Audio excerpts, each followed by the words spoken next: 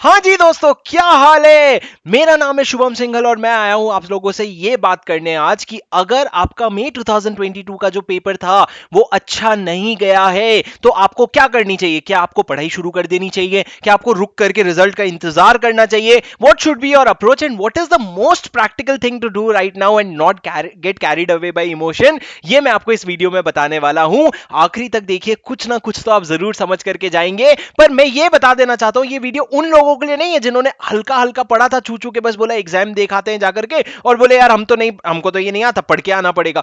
तुम लोग तो पढ़ाई शुरू कर दो। पर वो लोग जिनका थोड़ा सा कहीं प्लान में खराबी हो गया, किनका एक्सपेक्टेशन के हिसाब से पेपर नहीं गया या उनको लग रहा है यार कर सकते थे लेकिन हो नहीं पाया, उन लोगों के लिए ये वीडियो है। सर कुछ चीजें मैं आपको बता देना चाहता हूं। ये वीडियो दो लोगों के बारे में बात करेगी, एक तो जिन्होंने बोथ ग्रुप दिया था और एक जिन्होंने सिंगल ग्रुप दिया था, क्योंकि दोनों के लिए अप्रोच अलग अलग होता है। लेकिन कुछ कॉमन पॉइंट्स मैं आपको बता देना चाहता हूं सीए फाइनल के बारे में। ठीक है, the paper that you gave, CA final और CA inter, the paper that you gave was really very exhausting. ठीक है, ऐसा नहीं है कि तुमने बस हल्के हल्के में दे दिया। It was a very exhausting paper and it mentally exhaust you. आपको अगर ऐसा लग रहा है कि आप क्लियर नहीं कर पाओगे, दैट डजंट मीन कि आपने मेहनत नहीं की है, दैट डजंट मीन कि आपका दिमाग वो स्ट्रेस से नहीं गया। You are kind of mentally exhausted because you have put in efforts. अब वो नहीं होगा ऐसा तुमको लग रहा है, वो अलग चीज है। So my first and foremost important point to you is that you will have to take a break after you are done with your exams. You will have to take a break wherein you are not doing anything, you're just relaxing your mind and you're coming back to normalcy.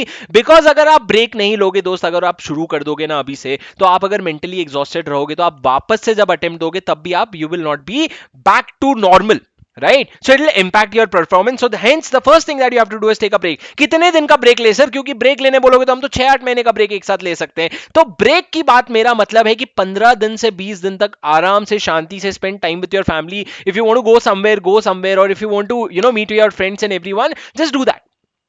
After that you have to gradually start studying, because आप एक साथ बोलोगे कि मैं 6 घंटे 8 घंटे 10 घंटा पढ़ूंगा या पढ़ूंगी, वो नहीं होगा आपसे। Because you are human being, have realistic expectation from yourself. So what you will have to do is plan and just start studying 2 घंटा 2 घंटा 2 घंटा 3 घंटा 3 घंटा 3 घंटा, so that what happens is you gradually build the pace.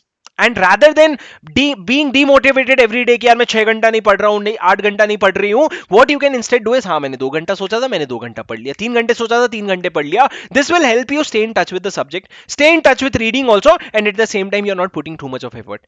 Now after you gradually build the flow, by the time results are out, you will be in a position that if you were to study for 10 hours, you will be able to study for that 10 hours. But what I'm saying is during these periods, what happen is people think कि मेरे को पढ़ना है तो मैं पढ़ रहा हूं।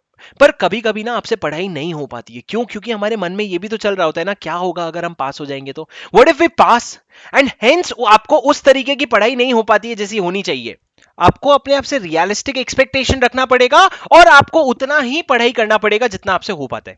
ठीक है, now what I am saying is one thing that I want to tell you is that your results, you don't know, you are maybe feeling that you will not be able to pass, but you never know how the results turn out to be, right? Maybe some miracle happened. So the best thing to do right now is also to evaluate your paper. अगर आपको लग रहा है यार मेरा audit खराब गया या मेरा लॉ खराब गया या मेरा एसएफएम खराब गया या कोई भी पेपर खराब गया आपका, तो आप ये इवेलुएट करो कि मैं क्या 40 नंबर भी ला सकता हूं, और अगर 40 नंबर ला सकता हूं तो क्या पास हो सकता हूं? Under any stretch of imagination 40 number आ जाएंगे क्या? अगर हाँ तो थोड़ा चिल हो जाओ, क्योंकि कभी कभी हमको ऐसा लगता है हमारा पेपर खराब गया है, पर इतना शायद खराब गया होता नहीं है। पर सर आफ्टर इवैल्यूएटिंग एवरीथिंग आपको पता है कि यार कुछ हो ही नहीं सकता, मैं ना फेल होने ही होने वाला हूं, तो क्या करें सर? तो मैं आपको बताता हूं क्या करना है। सबसे पहला सवाल, क्या आपने एक ग्रुप दिया था, क्या आपने ग्रुप 1 या ग्रुप 2 दिया था? अगर हाँ तो what should you do? Now the question is, sir अब क्या मैं मई अटेम्प्ट में मैंने एक ग्रुप दिया, तो क्या नवंबर अटेम्प्ट में बोथ ग्रुप की तैयारी करूं कि दूसरे ग्रुप की तैयारी करूं कि वही ग्रुप की तैयारी करूं? मेरा सवाल यह है कि इसका जवाब आज आपको नहीं मिल सकता।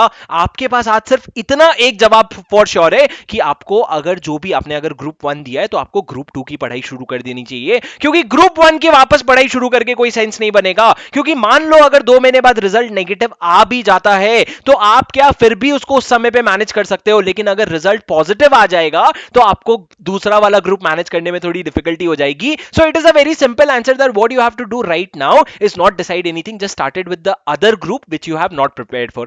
ठीक है, अब सर रही बात अगर आप सिंगल ग्रुप दे रहे हो, अगर आपने बोथ ग्रुप दे रखा था तो आप क्या करोगे?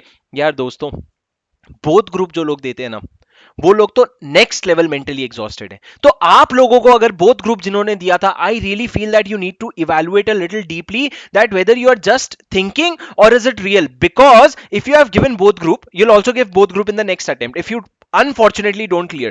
So to give both group in the next attempt, you will have to be mentally in that state wherein you are able to absorb more things, right? So my point is that if you want, follow the same schedule that I told you, take a break of 10-12 days and gradually start reading 1 hour 2 hours just to be close to the books, but don't push yourself because you need to be mentally calm, because both group is in itself is a big pressure, right? तो अगर आप अभी भी अपने आप को exhaust करते रहोगे और जब रिजल्ट आएगा, मतलब मान लो अनफॉर्चुनेटली अगर रिजल्ट खराब आता है, तो उसके बाद फिर और 3 महीने की लड़ाई है, फिर 15 दिन का एग्जाम है, इतना नहीं कर पाओगे आप। तो आपके लिए अभी काम होना सबसे ज्यादा इंपॉर्टेंट है। तो इसीलिए पढ़ाई करो ना एकदम हेक्टिक, 10 घंटे 12 घंटे ऐसा शेड्यूल कुछ भी बनाओ मत। अगर आप दिन में 1-2 घंटा अपने मन से आराम से पढ़ना चाहते हो, वो पढ़ाई कर लो आप, कोई हार्म नहीं है। बिकॉज ऐसा थोड़ी होगा कि आपका बोथ ग्रुप का रिजल्ट पॉजिटिव आ जाएगा और आप बोलोगे यार शिट यार फालतू की इतनी पढ़ाई की नहीं मैंने, काश मैं एग्जाम लिखने का मौका मिल जाता।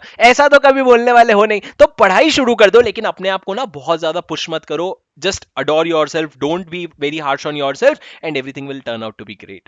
Okay, don't worry guys, don't worry. I think develop some extra skills, try to develop some different skills other than these things, क्योंकि पढ़ाई अब जो है रिजल्ट के बाद मान लो अगर आपका एक ग्रुप है और वापस से ही आपको एक ही ग्रुप देना पड़ेगा, अगर अनफॉर्चुनेटली ऐसा होना है तो आप रिजल्ट के बाद जरूर मैनेज कर लोगे, लेकिन यहां से जो रिजल्ट का समय है वहां पे थोड़ा लेट्स अपस्किल.